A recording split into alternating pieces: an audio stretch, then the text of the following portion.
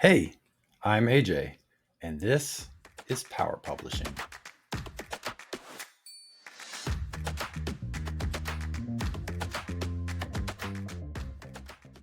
Hey, this is AJ with Power Publishing. Hey guys, I'm here today with Keith, Thunderworks Games, and this is the very first your one best tip segment. So I am going to be trying to do regularly a quick segment with other publishers to kind of get their one best tip. What's something that stands out in their mind as a great thing that they've done to build their publishing business. So, Keith, uh, Yeah.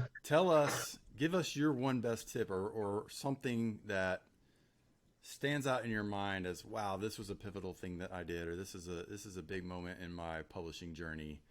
What do you got?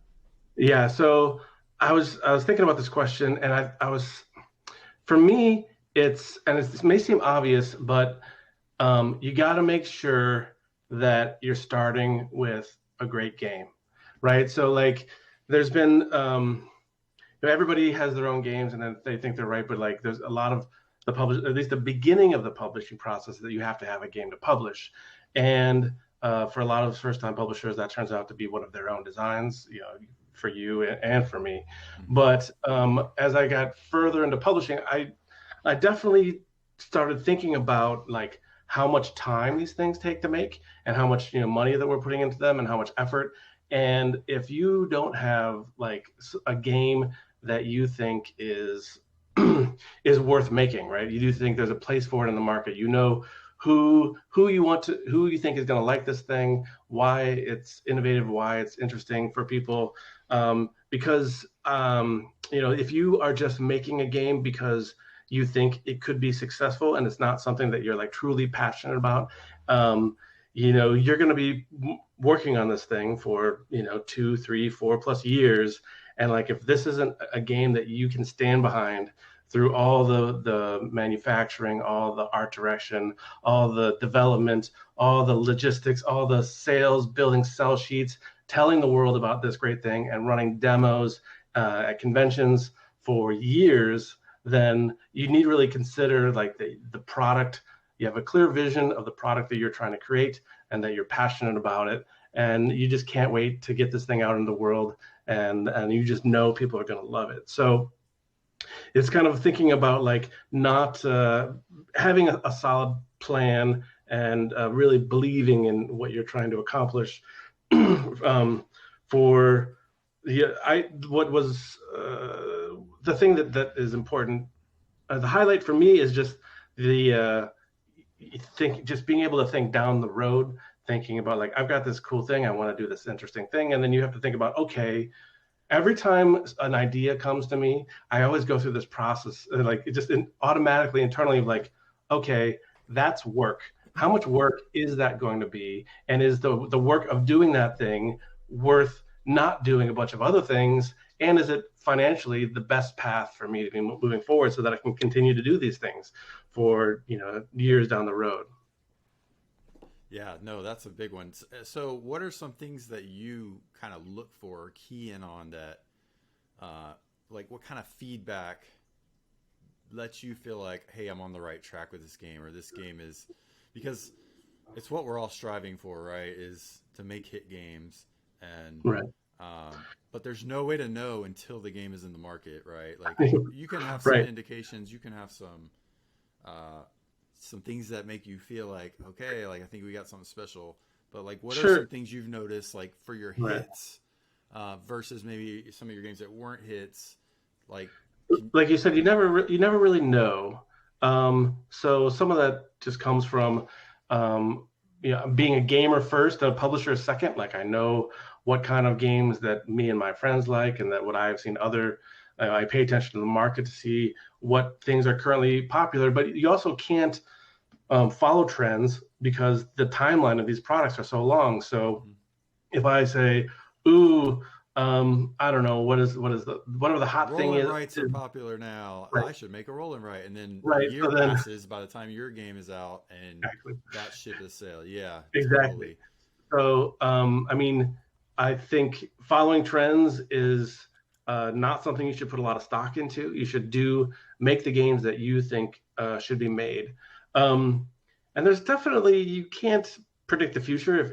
If there was an equation of like, if you do this kind of game, it will sell this number of copies. Like if that existed, then we would all be, super successful publishers, and this would be an easy job, but some things that I've noticed. Basically, I follow what games that I personally like. Like, I take a personal investment in these products, and I find games that I personally like. So I'm kind of the tastemaker for Thunderworks, and as a result, our games have a certain feel to them. And different companies all have kind of different vibes, and that's kind of where, people, different companies have types of games that they like, usually because there's a tastemaker for that company, and that's the person that decides what the games are. So that's the types of games that they make.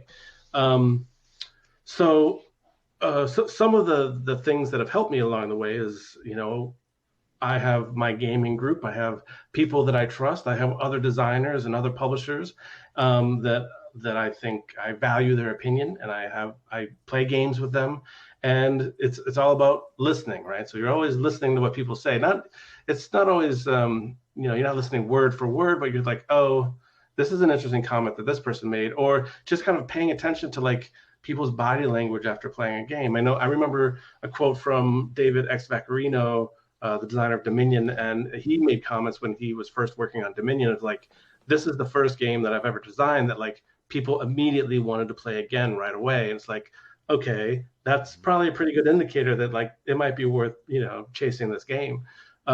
So just through the natural process of playtesting, whether your own titles or bringing in titles from other people, I oftentimes have like a multi-stage process where I look at other designers' designs, which we could talk about some other day. But one of them is just playing it with my groups and just getting reactions, and just like, I have my own opinion. It has to kind of get through me first.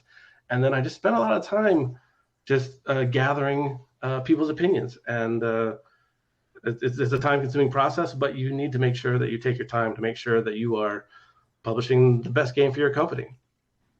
Yeah, I think it's a big one, especially for smaller publishers and newer publishers.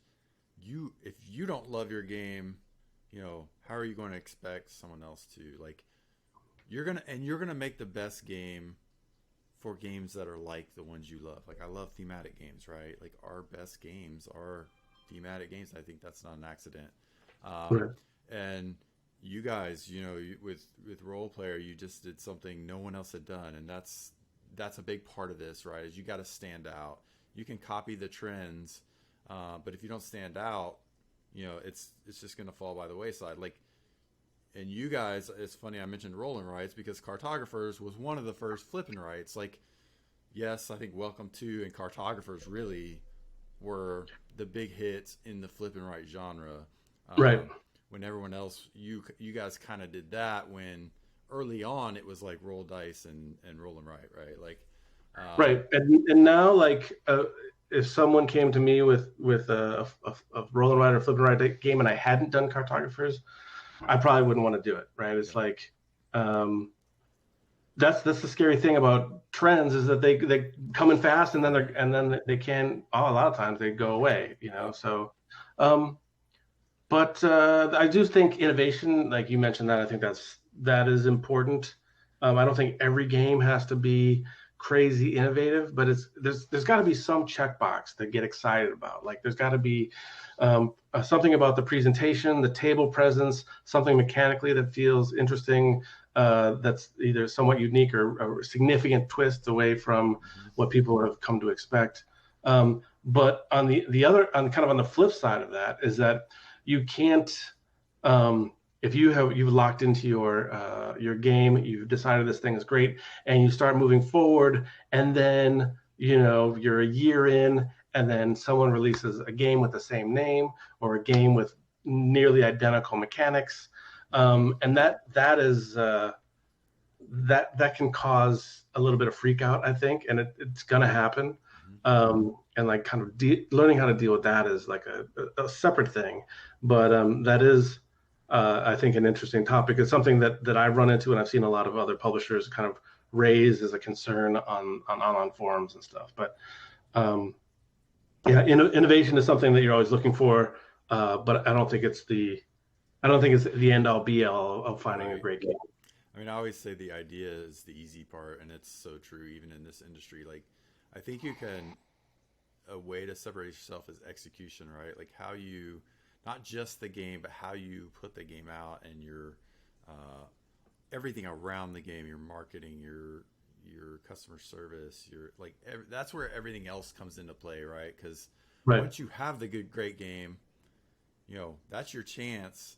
And if you don't have these systems in place or the ability to rise to the scale, right? Because when you get one of right. these big hits, suddenly you're sold out. You got to reprint more. Like everything just starts to go in uh, fast forward. So Yeah, definitely having a great game is the first step, but like once you've executed on that and then you're ready to go to market, that's really when the game starts, right? yeah, Because it's like you can have the greatest game in the world, and if nobody knows about it, who cares? And you're still going to fail. yeah, So marketing and sales, strong sales effort, and social media is a big piece of it, and just customer service, like you mentioned. Those are all big topics, yeah, but you can't get to that part until you've like found a great game to kind of push all your efforts towards and to rally behind a great game. So yeah. All right. Well, that's going to be Keith's one best tip, which is make a great game that you love and that stands out. So that's going to be it for today, Power Publishers. Thanks again, Keith, and no we'll problem. see you guys in the Discord.